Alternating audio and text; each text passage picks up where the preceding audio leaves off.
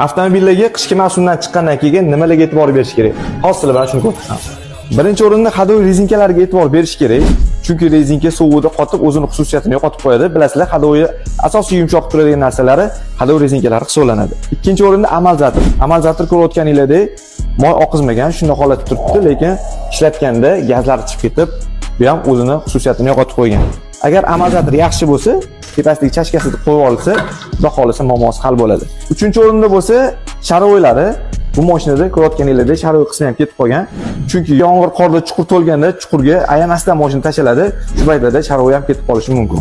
Asosan mana shu 3 ta narsaga e'tibor berish kerak. Bu mashinada ruloy kolonkalari moy oqizib olgan ekan.